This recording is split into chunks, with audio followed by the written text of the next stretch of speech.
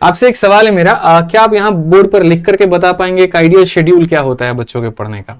क्या आप फॉलो करते थे वही आप बता दीजिए कि कितने बजे से कितने बजे तक आप क्या पढ़ते थे। ठीक है, आज ये मार्कर का सौभाग्य आपके हाथ में। ठीक है, चलिए बताइए एक बार। भाई बहुत सवाल है ना, आपके सारे सवालों का जवाब मिलेंगे। मैंने कहा ना लाइव होगा, सब कुछ होगा और आपके सब सवालों का जवाब मिलेगा, लेकिन आप अपने लाइक और शेयर में कहीं पर कोई कमी मत छोड़िए। ठीक है, 5 to 6 के बीच में मेरा मॉर्निंग, मतलब मैं उठ जाता था, वही था। ठीक है, 5 से 6 आप उठ जाते थे? 5 से 6 के बीच में मैं उठ जाता। इतना सुबह उठ जाओगे? हाँ सर, सोते तो जल्दी सर। हाँ। कोई रात का कोई डिस्ट्रैक्शन नहीं। खतरनाक आदमी हो भाई साहब।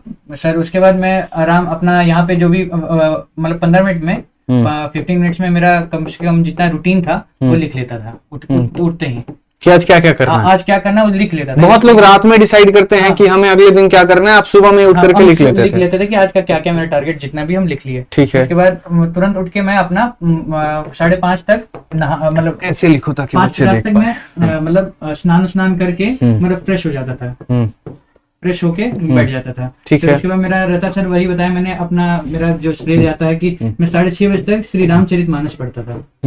मतलब वो बुक हम अपनी पूरी पढ़ते रहते थे सर। वो मेरा पूरा रहता था, राम जी का पूरा स्तुति करते रहते थे। और क्या करके मम्मी को मेरे को मतलब स्कूल पहुंचाना रहता था। मैं 7:30 तक ऑन ड्यूटी अपने लाइब्रेरी पहुंच जाता था। लाइब्रेरी पहुंच के सबसे पहला यही रहता था कि ये जो यहाँ रूटीन है इसके हिसाब से क्या है मेरा। सबसे पहला सर मेरा रहता था कि 8:30 तक में कैसे भी मेरे को पहला रहता था सर, मेरा जो सेशन डायरेक्ट रहता था कि मैं पहले अपना एडिटोरियल करता था। एडिटोरियल वही सर जितना, एक सेकंड सॉरी, एडिटोरियल और वोकैब, ये सेशन था मेरा सुबह का। वोकैब क्योंकि सुबह रट्टा मारना आसान होता था सर। सर ये मतलब 8:30 मतलब 9:15 तक मेरा यही सेशन चलता था। फिर आपका एक बैच जो मेरा रहता था ये 9:15 से, और जो 1.5 घंटे करीब आपका बैच रहता था 10:45, या कभी कभी रोक के अगर पढ़ते थे कभी कुछ समझ नहीं, मतलब नोट्स भी बना रहे हैं तो लग रहा है 1 घंटे की क्लास 1.5 घंटे बन जा रही है, आपकी क्लास लगा लेता था। ठीक है, फिर एक थोड़ा सा घूम फिर के आ जाता था। वो घूमना सर थोड़ा ज्यादा, कभी 15 मिनट का भी होता था तो कभी 45 मिनट भी चला जाता था। कहाँ घूमते थे? चाय पीने चल जाते सर। किसके साथ? वो मित्रगण हमारे बहुत सारे सर। नहीं तो चाय ही पीने जाते थे? हाँ बस चाय पीने चले जाते थे। तो 11:30 बजे तक वापस बैठ जाते थे और अपना एक मॉक दे देते थे सर। वो मॉक जैसे प्री का ही हम अभी बता रहे हैं, तो प्री का एक मॉक दे दिए। प्री का मॉक 11:30। प्री का मॉक आप तब दे रहे थे ना जब सिलेबस कंप्लीट हो? हाँ ठीक है। प्री का मॉक सर मेरा ये भी सर एक सवाल आता है बहुत लोग कि मॉक कब देना चाहिए। ये होता है कि मॉक हम अपना सिलेबस खत्म कर लेंगे, सिलेबस खत्म कर लेंगे फिर देंगे। मेरी गारंटी बता रहे हैं, मैं सिलेक्टेड हूं, मैं आज भी दावा ठोक के नहीं बोल सकता कि मेरा सिलेबस खत्म है। मेरा रैंक 24 है, मैं अभी भी बोल सकता हूँ। रैंक 1 से भी पूछ लीजिए भैया से कि उनका सिलेबस कंप्लीट है, वो बोलेंगे नहीं यार वहां से थोड़ा छूटा वाला है, छूटा हुआ। मतलब एक एस्पिरेंट का सिलेबस कभी भी खत्म नहीं होता है, कभी नहीं होता। अगर वो ये जीवन में अपने सोचे कि यार हम तो सिलेबस खत्म करने के बाद में जो है तब मॉक लगाएंगे, तो उसकी भूल है। भूल है कि 50 से 60% सिलेबस खत्म हो जाए तो मॉक देना शुरू कर देना चाहिए। मेरा लगता है कि सर मेरा जो था कि मैं वही कि 40 to 50% अगर आपका हो गया, मैं मानता हूँ सर। पहला मेरा स्ट्रेटेजी था कि मैं अर्थमेटिक कंप्लीट कर लूं, अर्थमेटिक कंप्लीट कर लूं। ठीक है, अर्थमेटिक के कम से कम प्री में मैं बोलता हूँ कि 13 से 14 सवाल आते हैं, जिसमें से 2 तो DI हो गया, तो 16 सवाल तो हो गया ना। तो अपने पे कॉन्फिडेंस रखो। ये इसके बाद के जितने भी तुम्हारे पास 9 सवाल बच रहे हैं ना, ये एडवांस के हैं। ये एडवांस के 9 सवाल को ना रिवर्स इंजीनियरिंग से सीखो। नहीं आ रहा है कॉपी में लिख लेंगे, 9 सवाल को दिमाग से ये नहीं समझेंगे। और वो उस समय क्या जो भी आपके मॉक मेथड होते हैं वो XX टाइप के होते हैं, थोड़ा सिंपल ऐसे कॉन्टिन्यूअस टाइप के रहते हैं, तो उसको वैसे करके बना लेंगे। ठीक है, प्री यहाँ पे प्री का मॉक, यहाँ इसके बाद में क्या करते थे आप? यहाँ प्री का मॉक हुआ तो उसके बाद हमें 1 बजे खाने मैं लिख देता हूँ, लगे हम लिख नहीं पा रहे, कोई बात नहीं, मैं लिख देता हूँ। तो आप उसके बाद में जो है यहाँ 11 से 11:30 आपने 11:30 के बाद 12:30 तक 12:30 के बाद आप क्या करते थे? हम उसके घर चले जाते थे खाना खाने। किसके घर? अपने घर, लाइब्रेरी है ना सर, लाइब्रेरी से घर चले गए मम्मी। 12:30 से आपने लंच किया कितने बजे तक? 2-2:30 बजे तक। तो आपके उसके घर, इसीलिए हमने पूछा किसके घर आप जा रहे हैं। 12:30 से तो आपका लंच था? 2-2:30 बजे तक हम लंच करते थे, 2:30 बजे वापस आ जाते थे सर। ठीक है, 2:30 बजे तक आप वापस, 2 घंटे का ब्रेक? सर दो वो तो सर कम है, वो थोड़ा यूट्यूब के लिए हम 2 घंटे बोल रहे हैं, वैसे 4 4:30 हो जाता था नींद के हिसाब से। तो ये मत बताओ, ये वाले बच्चे बड़े खतरनाक है जो वो लोग नहीं मानेंगे। नहीं, हम इसलिए बता रहे हैं सर ना कि बहुत ना अपने आप को लेके स्टैटिक ना हो, पागल मत बनो कि अरे 2 घंटा सो गए अब क्या होगा मेरा, नहीं, अरे हो जाएगा भाई, हो जाएगा। हर दिन जाओ लाइब्रेरी, अगर टेबल पे बैठे हो ना, हर दिन का लगा लो 6 घंटा बैठेंगे हम,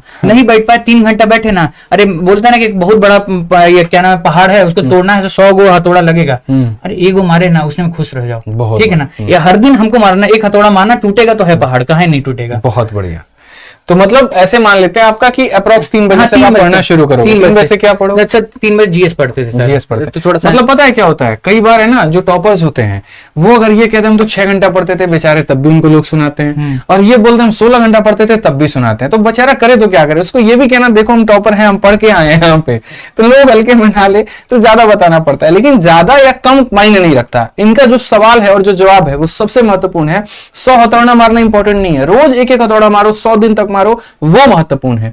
रोज पढ़ो वो महत्वपूर्ण है। कंसिस्टेंसी इज द बिगेस्ट की ऑफ सक्सेस, इस बात को ध्यान रखिए यहाँ पे, ठीक है। तो 3 बजे से आपने जीएस पढ़ना शुरू किया, कितने बजे तक? 1-1.5 घंटा सर, 1-1.5 घंटा पढ़े, मान लीजिए 3 से 5 तक आपने जीएस पढ़ा अपना, ठीक है। क्योंकि समय हमारे पास में कम है, आपका ट्रेन भी है, मैं इस बात की भी देख रहा हूँ, भाई का ट्रेन है 9:30 का, 9:40 का, और हमारा 9 यहीं बच्चों का है, बट रॉकेट की स्पीड से आपको स्टेशन छोड़ा जाएगा, ठीक है। बस थोड़ा सा सवाल है, 3 से आपका 5 बजे तक आपने जीएस पढ़ा मेरे भाई यहाँ पे, ठीक है। उसके बाद फिर चाय पीने चले गए, चाय पे, फिर कहाँ गए? फिर चाय वहीं दोस्तों के साथ, दोस्तों के साथ। चलिए 5:30 में वापस आ जाते थे, 5:30 में वापस आ गए। उसके बाद आपका क्लास लगा लेते थे, फिर एक और क्लास, एक क्लास हर दिन का मेरा एक रूटीन रहता था, 2 क्लास तो मैं लगाऊंगा। ऐसा करते थे कि एक अरिथमेटिक एक एडवांस, या फिर नहीं अरिथमेटिक ही, खाली अरिथमेटिक जो पढ़ रहे उसी को 2 क्लास पढ़ते थे, तो 1.5 घंटा जोड़ लिए इसमें। हाँ, तो मतलब 7 बजे तक आपका हिसाब किताब हो गया। उसके बाद ये जो मैंने मॉक दिया है उसका एनालिसिस में कर देता था इस समय करते थे, क्योंकि उसके बाद तुरंत करते हैं तो फटीग हो जाता है, 2.5-3 घंटे दिमाग खराब हो जाता है, लगता है 2 घंटे का मॉक खिंच गया। नहीं सर, ये आधे घंटे में कभी मॉक कट आज तक नहीं हुआ है। कितना? जब मैं स्टार्टिंग किया था तो 1.5 घंटा करीब लगता था। लोगों को ये भी डर लगता है कि मेरे को 1.5 घंटा लग रहा है मॉक एनालिसिस में, अरे लगने दो भाई, यही मॉक एनालिसिस ही तुमको आगे बढ़ाएगा, कॉपी में कॉपी रहना चाहिए। इसके बाद रहता था सर एक विक्रमजीत सर का मैं एक वो लेक्चर ले लेता था इसका, तो 8:30 से 10 आप रीजनिंग पढ़ रहे हो? 10:30 तक चल जाता था, 10:30 तक आप ले जा रहे हो, रीजनिंग ले जा रहे हो विक्रमजीत सर का। उसके बाद हम घर चल जाते थे, ठीक है। 10 बजे चले गए। इसमें आपने इंग्लिश कब पढ़ा? सर इंग्लिश का सर, अच्छा मॉर्निंग में इंग्लिश हो गया, मैथ हो गया, फिर मैथ हो गया, फिर रीजनिंग हो गया।